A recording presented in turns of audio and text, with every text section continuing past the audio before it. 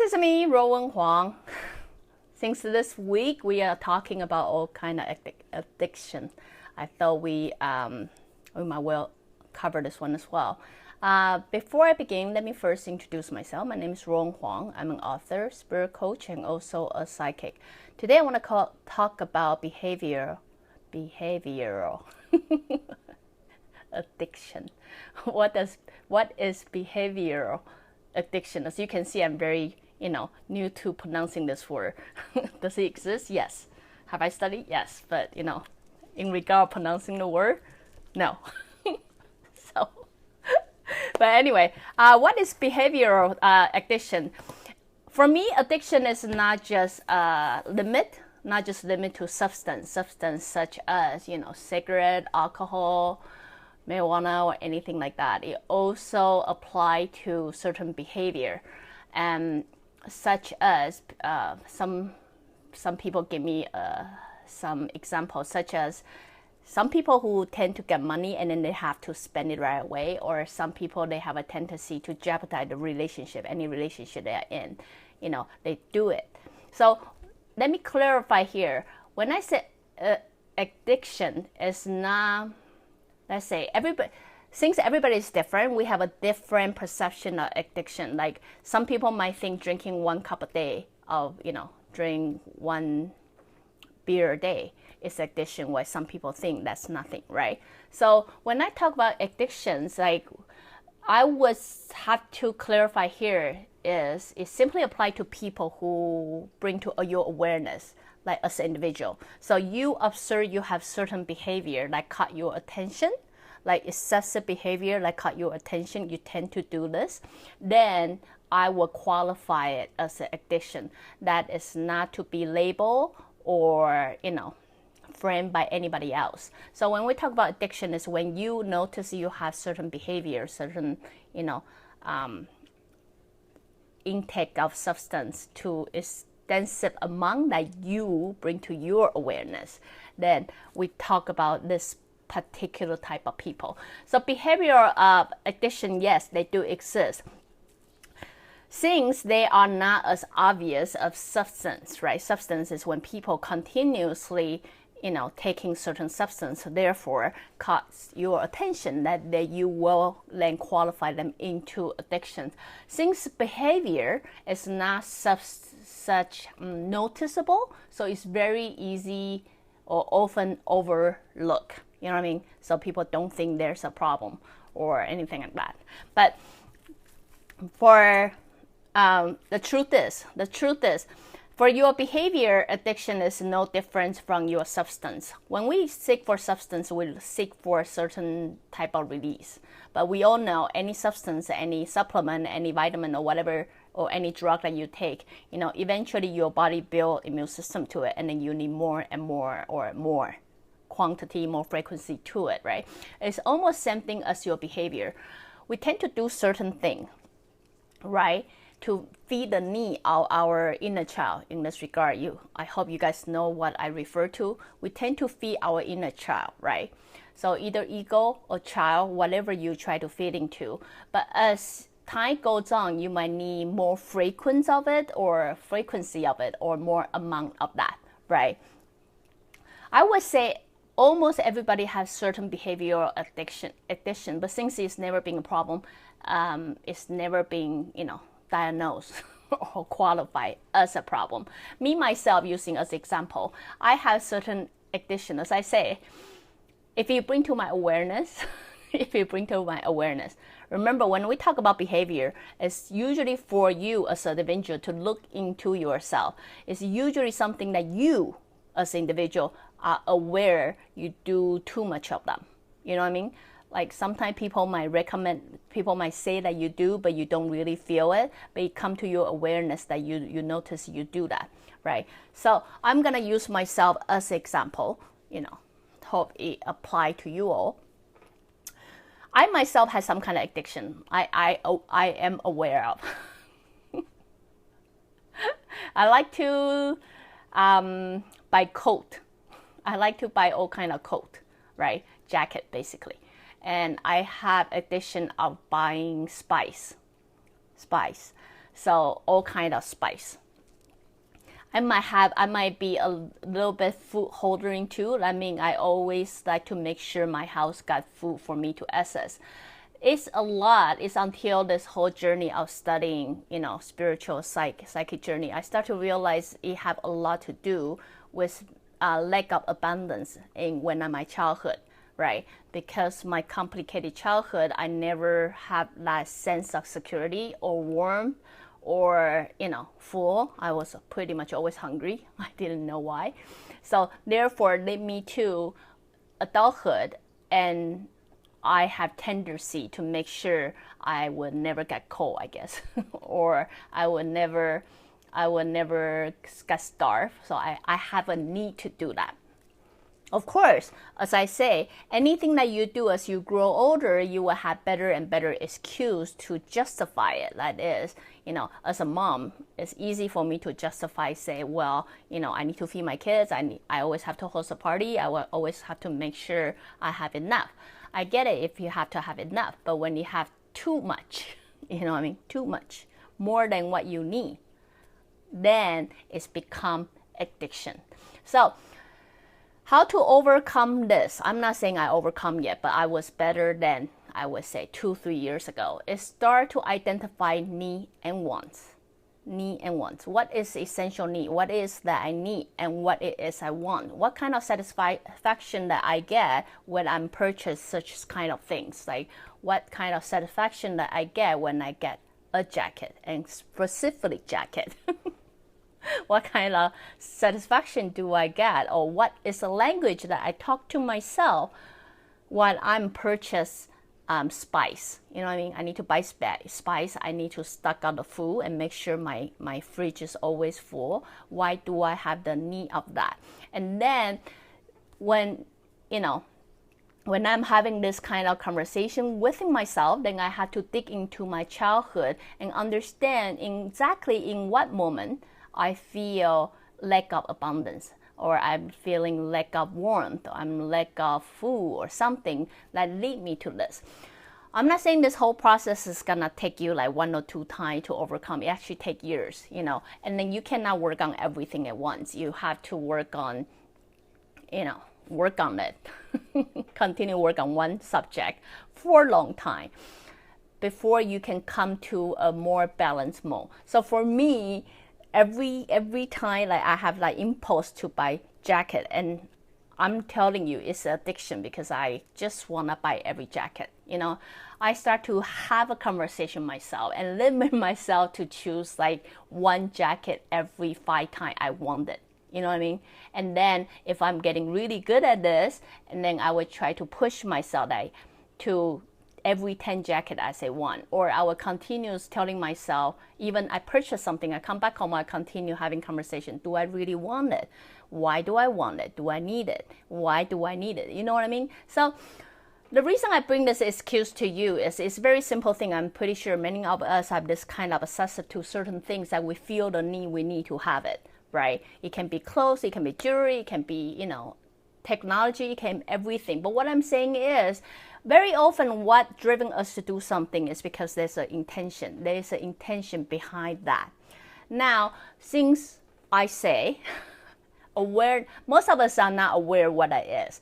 But I did mention once before, awareness is the first step before you enter evolution. Now what you try to create is try to create that awareness.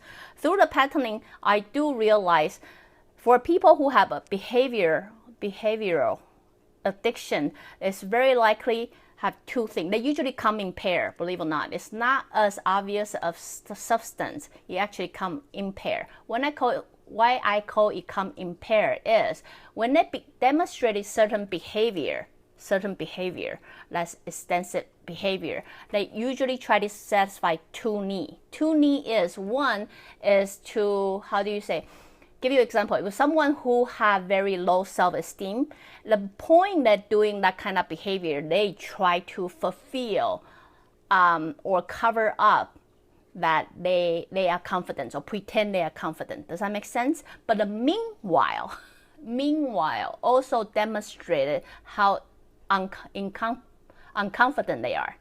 You know what I mean? So for me, I find this is actually very interesting. It is interesting studying for me.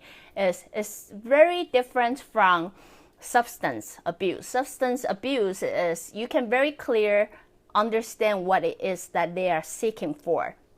When people have certain behavior-wise, like they want a relationship, but they couldn't help jeopardizing it. Give you an example. Someone who really want a relationship, but every time they're in relationship, they couldn't help jeopardize that relationship. You have to kind of study, look into that. You will always find out there are two needs. They try to satisfy two needs in them. One is to search what they want. Search for what they want. The other one is to reflect who they truly are within themselves. So, unfortunately, behavioral addiction is not something other people can work for you, but you. It actually takes the person. Remember what I said before? This kind of addiction doesn't take other people to tell you. It usually takes you to come to awareness yourself. Why is it so? Because it requires you to work it yourself. You know what I mean? Because this is kind of things. It's not like I lock you away, then you'll be all cured. No, it doesn't quite work that way. It takes you to somehow, some way, push yourself to get to that awareness. I am doing this. You know what I mean? Like, I'm doing this. Why am I doing this? And you have to continuous having conversation with yourself. Understand, when you have that behavior, you try to meet two needs. One is what you search for. The other one is what reflect what's within yourself. So take me as an example. I have a need to buy jacket, using jacket as example. I try to satisfy my need of that lack of warmth on my childhood. You know what I mean? And then it also reflect within myself. I have a child like never feel warmth. It's hard for me to feel warmth. You know what I mean? So using that as example, I give you the other example of me always like to overstock food. I'm trying to eat down. It's exercise. Trust, it's constant battle.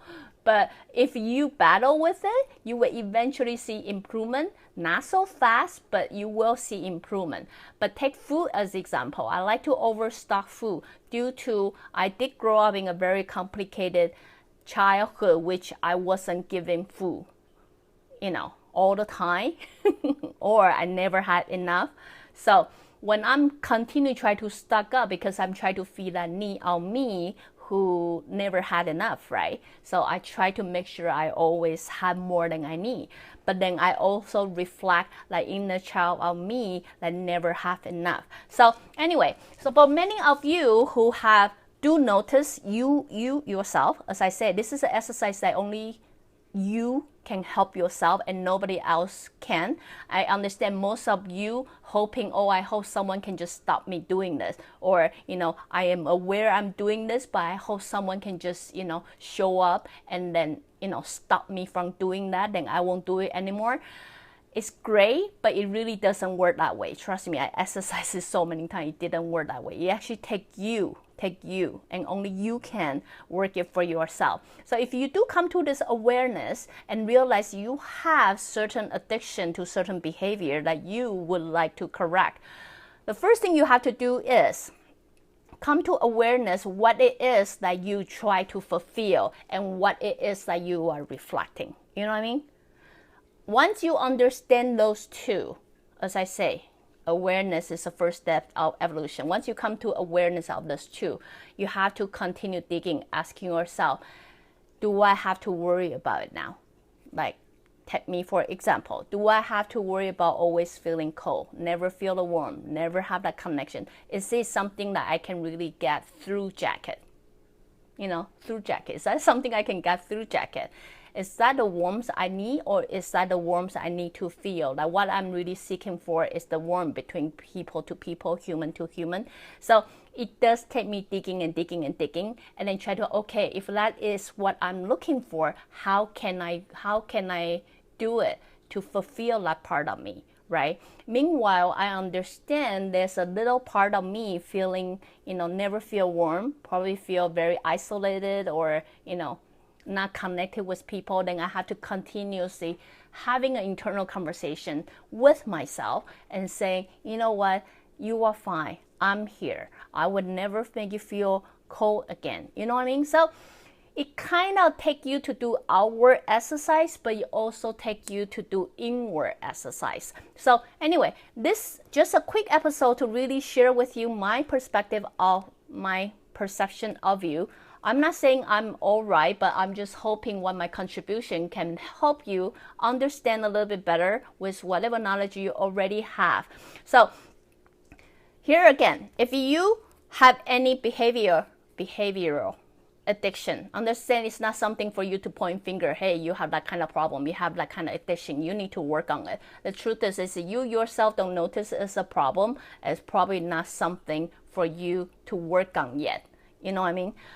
Because everybody's individual, everybody got different standard, and then you coming here to create a life that you want, right? So only when it's become an issue for you or bring to you awareness that you realize, you know what, I have, addiction of doing this. I tend to jeopardize every relationship I'm with. Dig into it, as I say, dig into it. Understand why do you have this behavior? Why do you, as much as you want to have a relationship, you have to understand what you need to do outward. What can I do in order to create that relationship? You do have to step out of your comfort zone. I say this so many times, just about every episode, but you do have to step out of your comfort zone. And meanwhile, understand what it is that inner child that within you feel the need to jeopardize it. You know what I mean? And then you do have to work within yourself and having conversation with yourself too. So which will apply to what is your need to always take a picture, selfie, or what's your need to always spending that money that you get. Why? Maybe because the meanwhile you try to satisfy, you try to make sure you have, you're wealthy. And the meanwhile you try to cover up your inner child like feeling poor. You know what I mean? Behavioral, as I say, is not as obvious as substance addiction. It's easy to observe what it is that you're looking for, easy to pinpoint, oh, I think this is what you like of. Behavior-wise, it takes you along to work with yourself. And anyway, I just hope I can throw out a little bit, tip, and then hopefully help you all to look within yourself and help yourself improve a little. What I do know throughout the time is once you're emotional and mentally come to that balance, you will notice like those behavior that you consider addiction will somehow somewhat ease itself. So anyway, just a little bit opinion to share with you all. Again, if you like what I'm doing, you can always join me live on Facebook or go to subscribe my YouTube channel or the website ruowen.com. Till then, I talk to you guys next time. Bye.